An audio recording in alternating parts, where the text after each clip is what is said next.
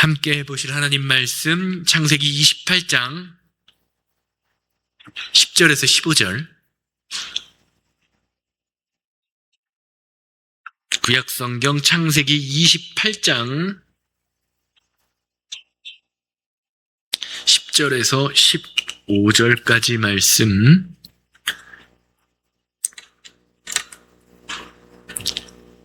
제가 읽습니다. 야곱이 브엘세바에서 떠나 하란으로 향하여 가더니 한 곳에 이르러는 해가 진지라 거기서 유숙하려고 그곳에 한 돌을 가져다가 베개로 삼고 거기 누워 자더니 꿈에 본즉 사닥다리가 땅 위에 서 있는데 그 꼭대기가 하늘에 닿았고 또 본즉 하나님의 사자들이 그 위에서 오르락 내리락 하고 또 본즉 여호와께서 그 위에 서서 이르시되 나는 여호와니 너의 조부 아브라함의 하나님이요 이삭의 하나님이라. 내가 누워있는 땅을 내가 너와 내 자손에게 주리니 내 자손이 땅에 티끌같이 되어 내가 서쪽과 동쪽과 북쪽과 남쪽으로 퍼져나갈지며 땅의 모든 족속이 너와 내 자손으로 말미암아 복을 받으리라. 내가 너와 함께 있어 내가 어디로 가든지 너를 지키며 너를 이끌어 이 땅으로 돌아오게 할지라.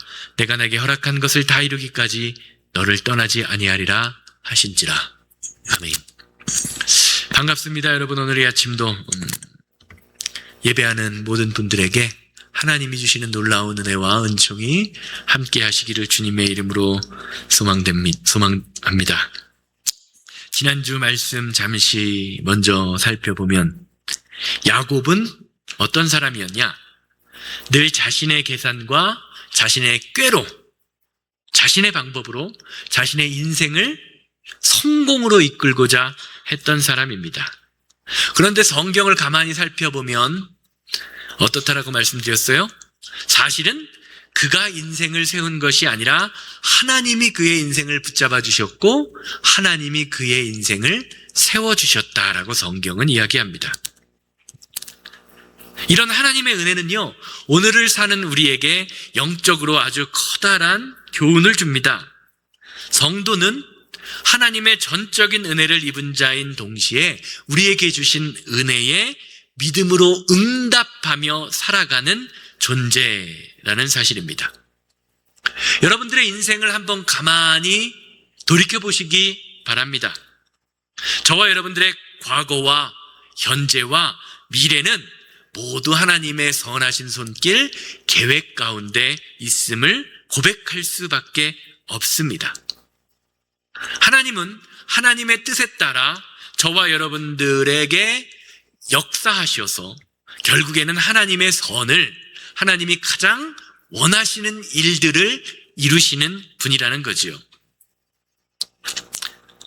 이것이 야곱의 삶 속에서 드러나는데요. 야곱은 지난주에 말씀드렸어요. 왜 그렇게 장자의 명분에 집착했을까요? 그렇게 집착하면서 얻어낸 것이 무엇이었습니까? 그의 삶에는요, 하나님의 약속에 대한 갈망이 있었다. 하나님이 주신 축복에 대한 갈망이 있었다라고 성경이 증거하고 있죠. 반면 그의 형 에서는 전혀 달랐습니다. 성경은 에서의 선택을 준엄하게 꾸짖습니다. 히브리서 12장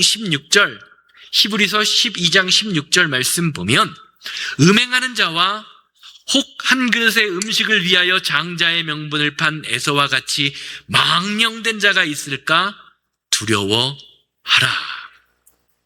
히브리서 기자는 음행하는 것과 하나님의 축복을 온전히 알지 못하고 장자의 고난을 팥죽 한 그릇에 팔아넘긴 그 에서의 행위를 영적인 간음, 영적인 음행으로 바라보면서 똑같은 것으로 여기고 있습니다.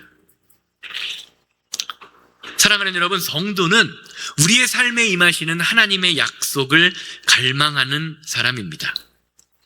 에서를 보세요.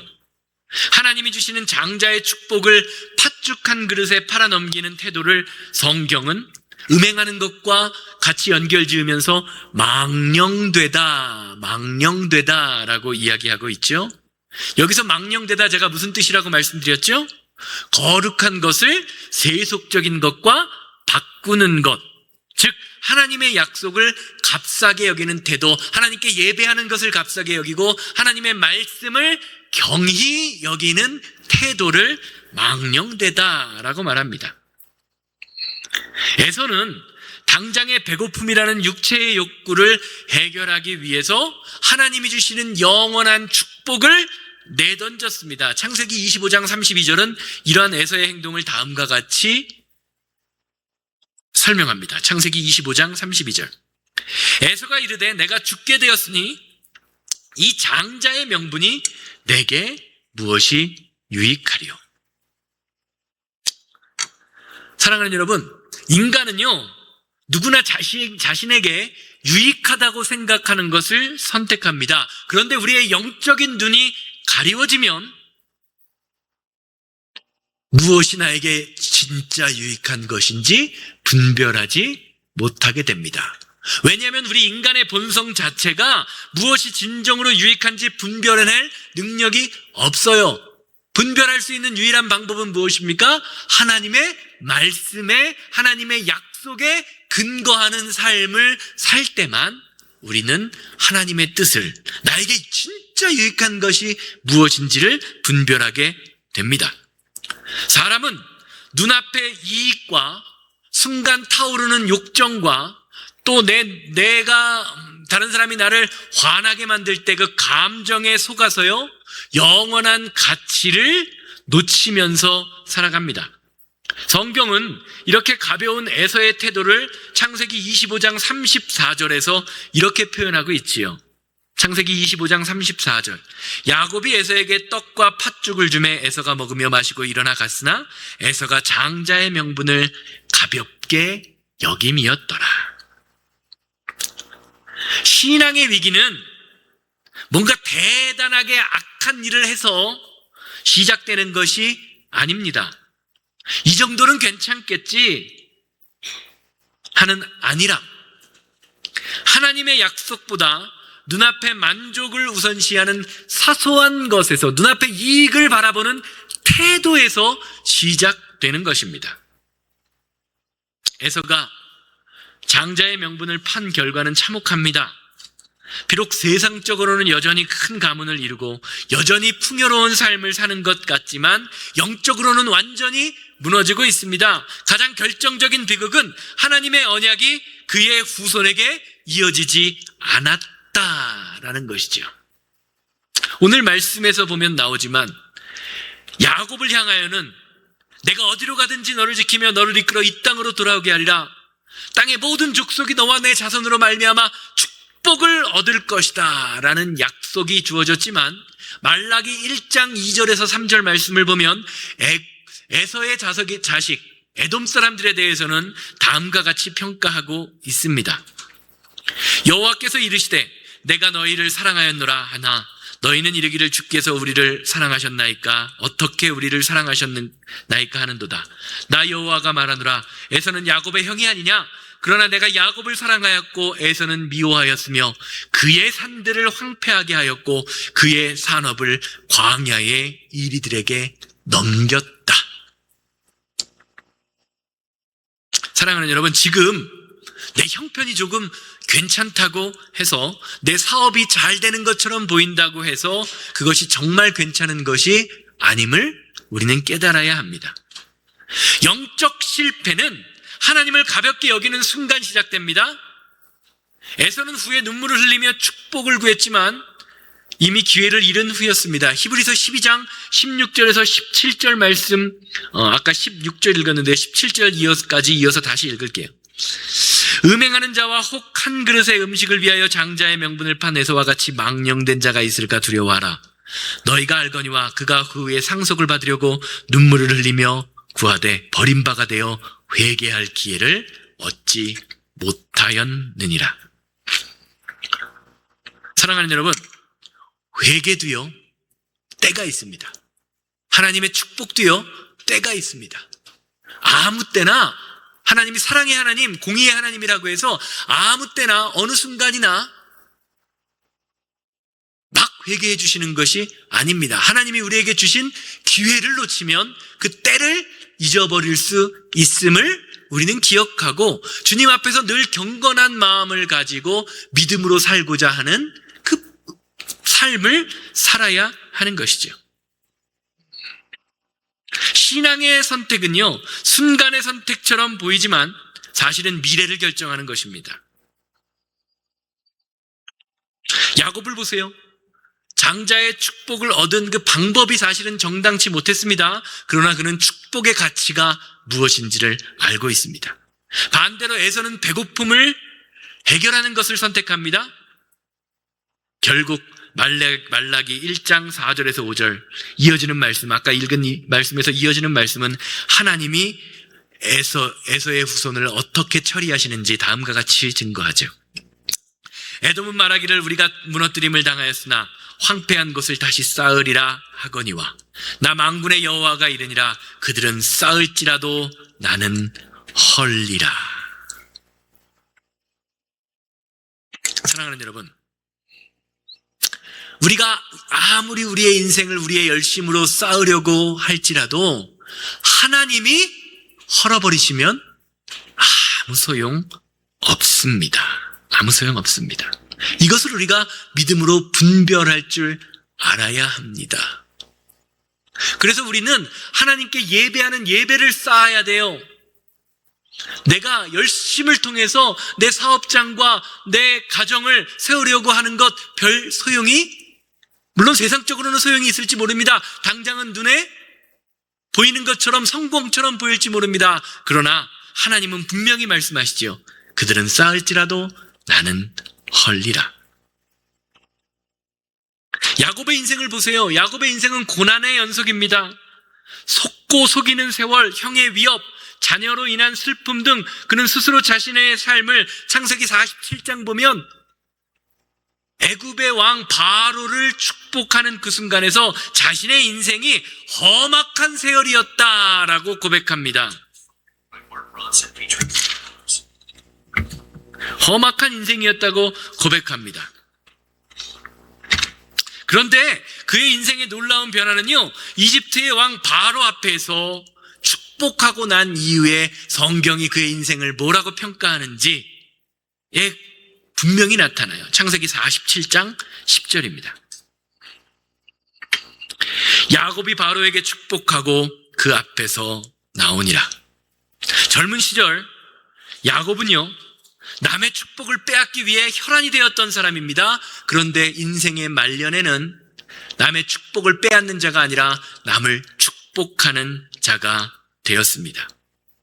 다른 사람을 축복할 수 있다는 것은 성도가 누릴 수 있는 엄청난 축복입니다. 그런데 지난 시간 마지막에 살펴본 것처럼 우리는 이 축복을 누리지 못할 때가 너무나 많습니다. 그 이유가 무엇일까요? 어떻게 하면 우리는 하나님이 주신 축복을 마음껏 누리면서 복된 신앙인으로 살아갈 수 있을까요? 왜 우리가 축복받지 못하는가?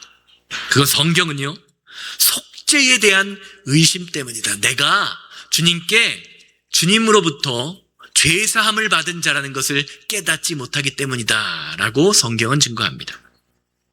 제가 제자훈련 시간에 성도님께 말씀드렸는데 제 후배 중에 이런 친구가 있어요. 이 친구가 신학생 시절 뜨거운 마음으로 노방 전도를 하러 길거리를 돌아다닙니다. 그렇게 전도를 하던 중에 한 아주머니들을 만납니다.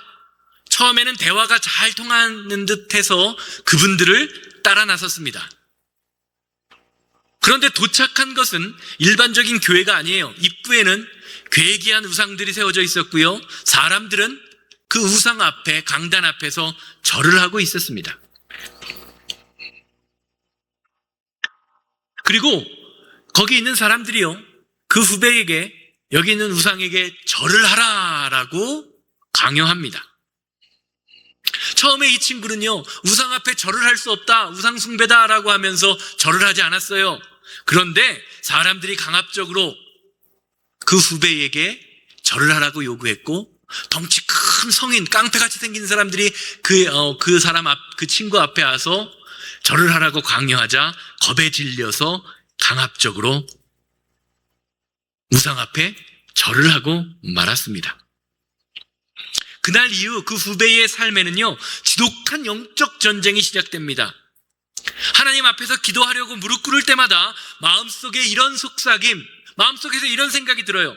너 그때 그 우상 앞에서 절했잖아. 하나님이 너 같은 놈을 용서하실 것 같니? 니까짓게 무슨 기도를 하고 니까짓게 무슨 전도를 한다고 난리냐? 너는 이제 끝났어. 너는 이제 용서받을 수 없어. 너는 우상에게 절했잖아 라는 속삭임이 들립니다. 그 후배는요, 저에게 힘든 마음을 가지고 고백해요. 형님, 머리로는 예수님이 나의 모든 죄를 용서하셨다는 것을 알겠는데 제 마음속에서는 그게 믿어지지 않아요. 제가 너무 한심해서 견딜 수가 없어요. 기도도 되지 않고 찬양도 되지 않습니다 라고 이야기하는 것을 들은 적이 있어요. 얼마 전에 그 친구와 페이스북으로 연결이 돼서 연락을 해봤는데 지금은 목회를 하고 있더라고요. 아마 그 마음속에 있는 모든 짐을 다 덜어냈으니까 목회를 하고 있겠죠. 후배의 마음에 들렸던 그 잔인한 속삭임은요, 우리를 괴롭히려는, 우리에게 주어진 축복을 받지 못하게 하려는 사탄의 전형적인 수법입니다. 성경은요, 악한 마귀 사탄을 가르쳐서 우리를 끊임없이 고발하고 비난하는 우리의 죄를 들춰내는 참소하는 자다라고 명확히 규정합니다. 요한계시록 12장 10절입니다. 요한계시록 12장 10절 말씀입니다.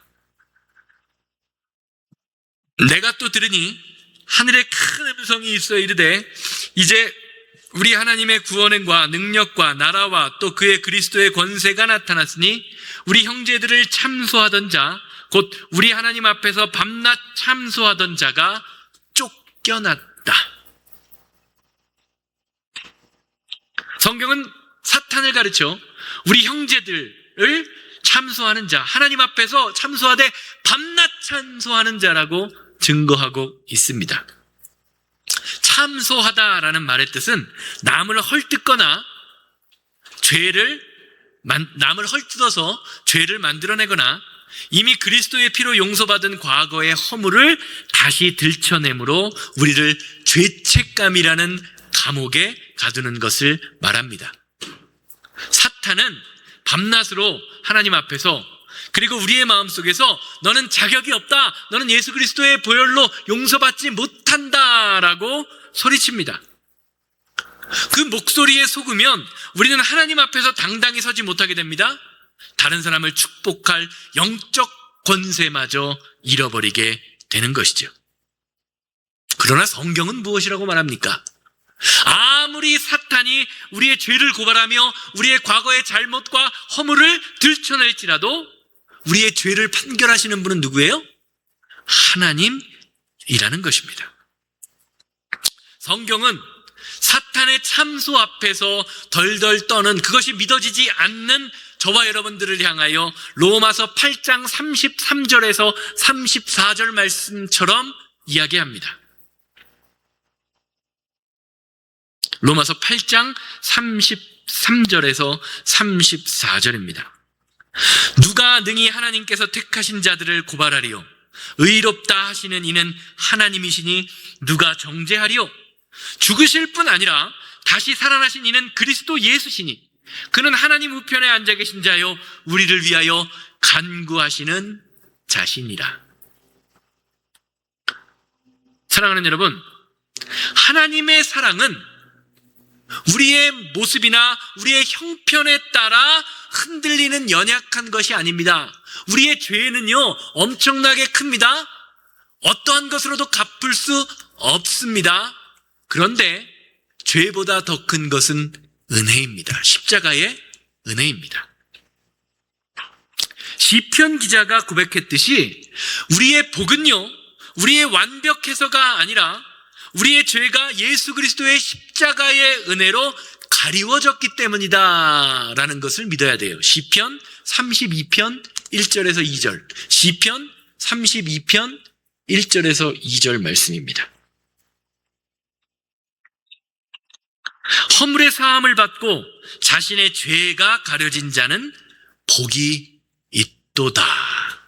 복 있는 사람은 어떤 사람이라고요? 세상에 물질이 많거나 명예를 많이 얻었거나 지식을 얻은 사람이 아니라 허물의 사함을 받으며 죄가 가려진 사람이라고 이야기합니다. 또 마음의 간사함이었고 여호와께 정죄를 당하지 아니하는 자는 복이 있도다.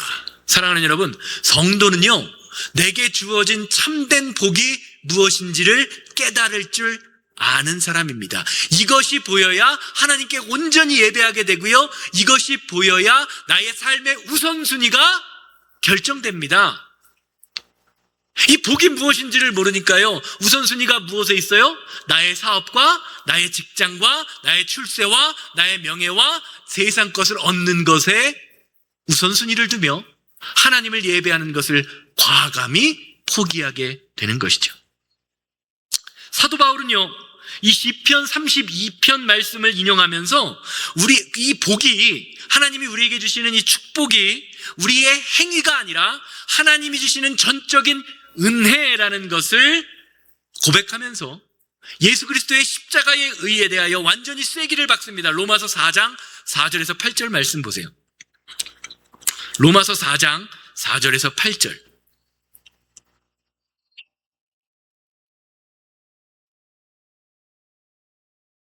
로마서 4장 4절에서 8절 말씀입니다. 일하는 자에게는 그 삭시 은혜로 여겨지지 아니하고 보수로 여겨지니와 일을 아니할지라도 경건하지 아니한 자를 의롭다 하시는 이를 믿는 자에게는 그의 믿음을 의로 여기시나니, 일한 것이 없이 하나님께 의로 여기심을 받은 사람의 복에 대하여 다윗이 말한 바 불법의 사함을 받고 죄가 가려진 사람은 복이 있고 주께서 그 죄를 인정하지 아니하실 사람은 복이 있다 함과 같으니라. 시편 32편 말씀을 인용하고 있죠.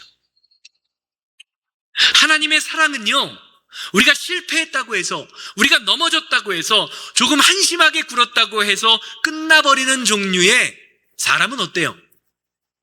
사람은 나에게 10번 잘해주다가 한 번만 마음 상하게 하면 어떻습니까? 10번 잘해준 건 기억 못하고, 어떻게 사람이 그럴 수가 있느냐, 사람이 변했다라고 하는 것이 인간입니다. 그런데 하나님은 그렇지 않아요. 조금 한심하게 굴었다고 해서 끝나버리는 것이 아닙니다. 복음의 핵심은요, 경건하지 아니한 자를 의롭게 하시는 하나님을 믿는 것입니다. 우리의 축복권은, 하나님이 우리에게 주신 복은요, 내가 완벽하기 때문에 얻은 보수, 월급과 같은 것이 아닙니다. 자격 없는 저와 여러분들이지만, 하나님의 은혜를 받을 가치조차 없지만, 하나님이 우리를 사랑하셔서 우리에게 일방적으로 주신 은혜가 바로 하나님 예수 그리스도의 십자가의 은혜인 것입니다. 그래서요, 사탄은 계속해서 우리의 실패를 보라고 우리를 쓰러뜨리려고 넘어뜨리며 참소합니다. 그러나 하나님은 우리를 위해서 죽으신 예수 그리스도의 십자가의 은혜만을 바라보라고 말씀하십니다. 사랑하는 여러분, 성도는 예수 그리스도의 십자가를 바라보는 사람입니다. 십자가가 우리에게 승리를 줍니다. 십자가가 우리에게 능력으로 임합니다. 십자가가 우리에게 우리의 연약함을 해결합니다. 십자가가 우리의 질병을 고치는 능력이 있음을 믿는 것입니다. 야곱의 인생을 보세요. 야곱이 험악한 세월 속에서도 결국에는 축복의 통로가 될 수 있었던 것은 그의 삶이 깨끗했기 때문이 아닙니다. 하나님이 그를 포기하지 않으시고 계속해서 은혜로 임하셨기 때문입니다. 이런 점에서 신앙생활이란 세상의 어떤 것보다도 더 큰 은혜만을 바라보는 것입니다. 나 자신의 연약함에 매몰되어 주변 사람들의 모습을 바라보면서 다른 사람들과 나를 비교하면서 하나님이 나에게 주신 은혜를 까먹으면 안 됩니다. 내가 쌓아 올린 공로가 아니라 나를 붙드시는 하나님의 사랑이 나를 축복의 통로로 만들기 때문입니다.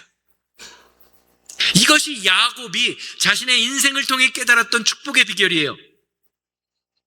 그리고 야곱이 이런 인생의 축복의 통로로 변화되는 사건이 무엇입니까? 바로 오늘 우리가 읽은 베델의 사건이죠. 베델의 사건을 보면 하나님께서 야곱의 인생을 통해서 이루고자 하는 내용이 아주 잘 담겨져 있습니다. 창세기 28장 16절에서 17절 말씀. 창세기 28장 16절에서 17절 말씀.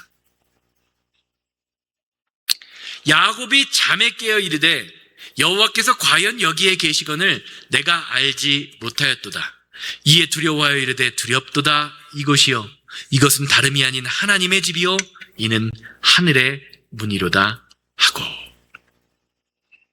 이 베델 사건의 배경 우리가 너무나 잘 알지요. 야곱이 형에게 장자권만 뺏었으면 참 좋았을 걸. 그냥 편하게 자기 고향에서 잘 살고 있었을 텐데 야곱은요, 형과 아버지를 또 속여요. 그리고 또 축복을 받습니다. 마땅히 형이 받아야 할 장자의 권리가 있거든요. 그것을 속여서 받는 것입니다. 그것도 누구랑 작당 모의를 해요? 자신의 어머니, 자신의 엄마와 작당 모의를 합니다. 이 일로 에서가 화가 나서 야곱을 죽이려고 달려듭니다.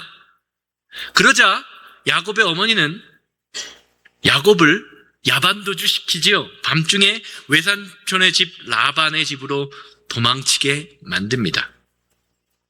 외삼촌의 집인 하란으로 다시 가요. 하란으로. 아브라함이 어디서부터 왔죠? 갈대아 우르로부터 있다가 하란에 멈춰 있다가 그쵸? 가나안 땅으로 들어갔는데 다시 야곱은 하란으로 돌아가게 되는 것입니다. 하란으로 돌아가는 중 어떠한 곳에 이르러 돌베개를 베고 잠을 잡니다. 그런데 이게 꿈인지 생시인지 꿈에서 보니 사닥다리가 하늘에 닿아 있습니다. 그곳에 하나님의 사자들이 오르락 내리락 하는 모습을 보게 돼요. 그리고 그 위에는 하나님이 계십니다. 그러면서 아까 읽었던 약속의 말씀을 주시지요. 창세기 28장 14절에서 15절 말씀.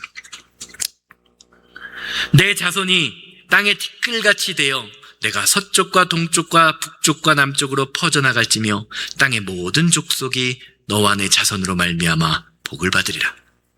내가 너와 함께 있어 내가 어디로 가든지 너를 지키며 너를 이끌어 이 땅으로 돌아가게 할지라. 내가 내게 허락한 것을 다 이루기까지 너를 떠나지 아니하리라. 가만히 약속의 내용을 살펴보세요. 하나님께서 아브라함에게 약속하셨던 내용과 거의 동일합니다. 아브라함의 축복이 이삭을 거쳐 야곱으로 이어지고 있는 것입니다.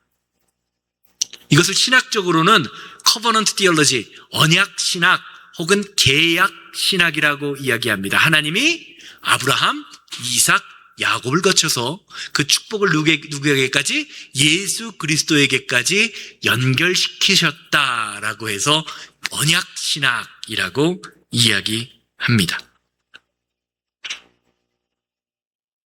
그런데 가만히 보세요. 지금 야곱이 있는 그곳 돌밖에 베고 잘 것이 없는 광야의 한복판, 사막의 한복판을 야곱이 무엇이라고 부르고 있어요? 하나님의 집. 왜 그곳을 하나님이 집이라고 부릅니까? 하나님이 그곳에 함께 계심을 경험했기 때문입니다. 사랑하는 여러분, 하나님의 집이란 하나님의 임재를 경험하고 내가 하나님과 함께 있음을 깨닫는 그곳이 바로 하나님의 집이 되는 것입니다. 그렇기에 우리의 신앙생활은요, 교회라는 건물 가운데만 갇혀 있어서는 안 됩니다. 우리가 발을 딛고 사는 가정, 치열한 생존의 현장인 사업장 또는 직장, 우리가 모이는 모든 공동체를 하나님의 집으로 만들어가는 것이 저와 여러분들이 가져야 할 믿음의 모습입니다. 야곱이 광야의 한복판에서 돌베개를 베고 잔 그 자리에서 하나님을 발견했던 것처럼 우리도 평범하고 때로는 고달픈 인생 가운데에서 하나님의 임재를 발견하고 하나님의 임재를 세워나가는 자리로 만들어야 하는 것이지요. 여러분, 어디가 하나님의 집입니까? 교회가 하나님의 집입니까? 아닙니다. 우리의 삶의 현장. 고린도전서 3장 16절 말씀 보시기를 바랍니다. 고린도전서 3장 16절 말씀입니다.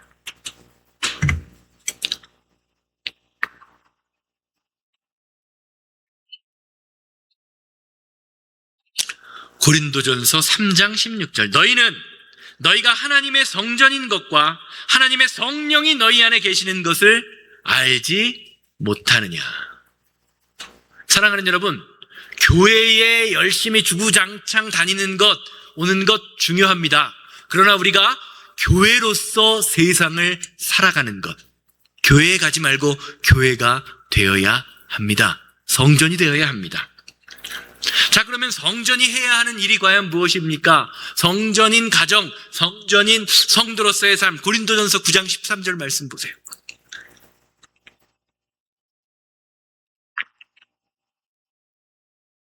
성전 안에 거하는 자들이 해야 할 일들이 무엇인지 고린도전서 9장 13절. 성전의 일을 하는 이들은 성전에서 나는 것을 먹으며 제단에서 섬기는 이들은 제단과 함께 나누는 것을 너희가 알지 못하느냐. 사랑하는 여러분, 성도는, 교회는 완성된 건물을 뜻하는 것이 아니라 매일의 삶 속에서 하나님의 거하실 처소로 만들어가는 존재예요. 쉽게 말하면 내 사업장이 단순히 돈을 버는 것이 아니라 하나님의 공의가 흐르는 베델이 되고, 내 가정이 서로를 정죄하는 것이 아니라 하나님의 위로가 머무는 베델이 될 때 우리는 비로소 세상을 향해 복을 나누는 통로가 되는 것입니다. 우리는 성전의 일을 하기 위하여 성전에서 나는 것, 하나님의 은혜를 풍성히 먹으며 제단에서 나는 것들을 함께 어떻게 하래요? 서로 나누라고 합니다. 그냥 나만 내가 친한 사람만 챙기며 잘 먹고 잘 살겠다고 지금 그냥 아리바리 싸가지고 가려고 하는 그런 마음이 아니라 나누는 삶을 살라는 것입니다. 나누는 삶을 살게 될 때 하나님의 공의가 흐르는 베델이 우리 교회가 될 것이요, 내 가정이 하나님의 사랑이 풍성히 임하는 자리가 된다라는 것입니다. 자, 그런데 이 베델의 사건을 보면서 우리가 주의 깊게 살펴보아야 할 것이 있어요. 그것은 야곱이 하나님이 계신 곳을 찾아 올라간 것이 아니라는 겁니다. 반대로 하나님이 야곱의 누워있는 곳, 야곱의 잠자리에 친히 찾아오셨다라는 겁니다. 야곱이 한 것은 자신의 꾀로 축복을 붙잡으려고 했던 것밖에 없습니다. 형을 속이고요, 아버지를 속였어요. 결과는 도망자의 인생으로 살아가고 있습니다. 그는 스스로의 힘으로 인생을 세우려고 했지만 오히려 인생이 무너졌습니다. 그런데 바로 그 무너진 인생의 자리에 하나님이 찾아오셨다라는 겁니다. 이것이 은혜입니다. 은혜는요, 아까 사도 바울이 고백하는 것처럼 내가 하나님께 나아가서 무엇인가 열심을 내서 얻어내는 것이 아니라 하나님이 내게 찾아오셔서 베풀어 주는 것입니다. 사랑하는 여러분, 우리의 신앙생활도 마찬가지죠. 우리가 완전해서 하나님이 우리의 가정을 지켜주시고 우리의 교회를 지켜주시는 것이 아닙니다. 우리는 부족합니다. 우리는 연약합니다. 그러나 하나님이 저와 여러분들의 인생을, 그리고 우리 교회를 찾아오셔서 하나님이 우리를 붙들어 주시고 세워주시기에 우리가 하나님의 자녀로 세워질 수 있는 것입니다. 그렇기 때문에 우리는 더 이상 내가 무엇을 해서 얼마나 많은 열심으로 하나님께 인정받는 믿음을 가질 수 있을까를 고민해서는 안 됩니다. 이미 나에게 주신 은혜, 하나님이 나에게 찾아오셨음을 깨닫고 어떻게 하나님의 말씀을 붙들고 살까를 고민해야 하는 것이지요. 이미 하나님이 하나님의 말씀을 통해서 모든 은혜를 가르쳐 주셨습니다. 사랑하는 여러분, 성도는요, 이미 주어진 말씀을 붙들고 살아가는 사람입니다. 무엇인가를 새로운 거를 막 배워서 새로운 프로그램, 물론 프로그램을 배우는 것 중요하죠. 그렇지만 정말로 중요한 것은 그 마음 가운데에 나에게 주어진 하나님의 은혜를 어떻게 붙들면서 살아갈 것인가를 고민해야 하는 것이죠. 이런 점에서 성도는요, 내 삶의 무너진 자리에서 낙심할 필요가 있어요, 없어요? 없습니다. 내 삶이 돌베개를 베고자 하는 광야의 한복판에 있을지라도, 사업이 완전히 망가져서 내 삶이 깜깜해 보일지라도, 인생의 관계가 깨어져서 내 주변에는 아무도 없는 것처럼 느껴질지라도 무너진 삶의 자리에서 낙심할 필요가 없습니다. 오히려 바로 그 자리에서 하나님이 우리를 찾아오시고 다시 인생을 세워갈 것이기 때문입니다. 사랑하는 여러분, 우리의 인생을 세우시는 하나님, 그 하나님의 은혜가 오늘 예배하는 모든 분들에게 함께하게 되기를 주님의 이름으로 소망합니다. 하나님은 야곱을 세우시기 위하여 무엇을 주시죠? 꿈을 주셨습니다. 꿈을 주셨습니다. 야곱뿐만이 아니죠. 야곱의 아들 요셉도 하나님이 인생을 세우기 위하여 무엇을 꾸게 하시죠? 꿈을 꾸게 하십니다. 왜 꿈일까요? 왜 꿈입니까? 이것은 다음 시간에 왜 꿈을 꾸게 하시는지, 다음 시간에 왜 꿈이어야 할 수밖에 없는지 다음 시간에 살펴보도록 하겠습니다. 변찮는 주님의 사랑과 거룩한 보혈의 공로를, 예수는 우리를 깨끗게 하시는 주십니다라는 것을 고백하고요. 주님, 하나님이 주신 나의 은혜, 그 은혜를 까먹지 않고 나에게 주신 하나님의 은혜를 온전히 붙들며 믿음으로 승리하는 믿음의 백성 되게 하여 주시옵소서. 다 같이 통성으로 기도합니다.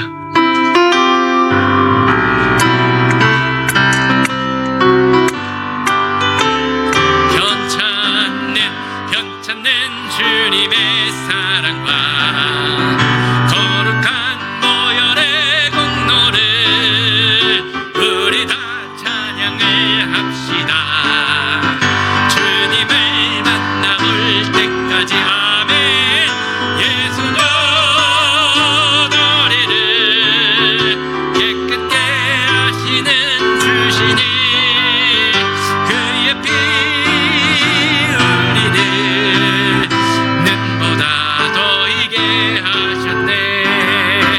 우리를 깨끗게 합히네. 무궁한 생명의 물새, 생명의 구원을 받은 자, 하나님 찬양을 합시다. 아멘. 예수는 우리를 깨끗게 하시는 주시니 그의 피 우리를 눈보다 더 이게 하셨네.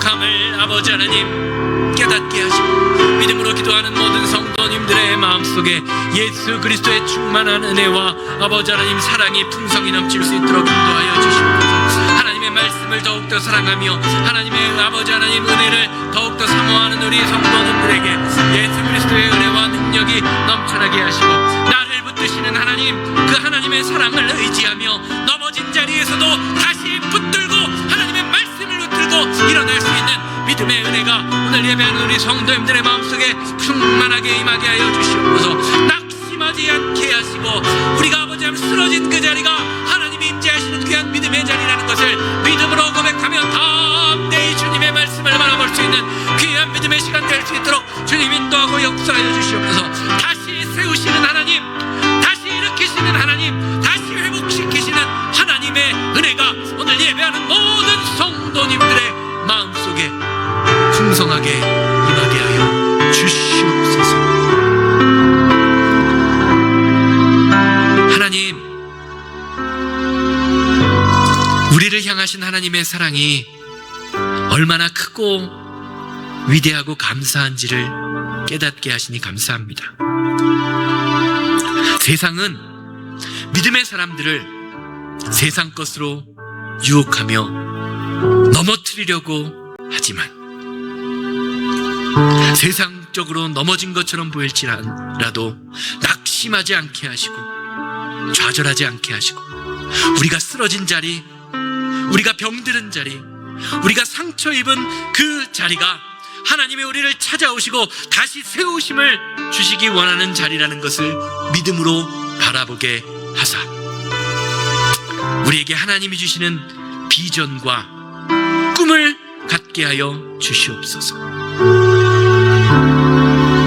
나에게 주신 말씀을 어떻게 붙들고 살아갈 것인가를 믿음으로 고백하며 하나님이 세우신 거룩한 성전으로서의 삶을 살아내는 믿음의 자들이 오늘 예배하는 자들 되게 하여 주시옵소서.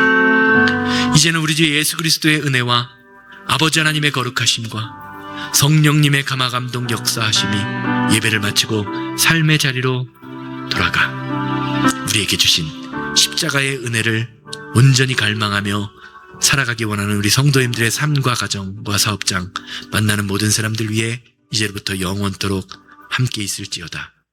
아멘.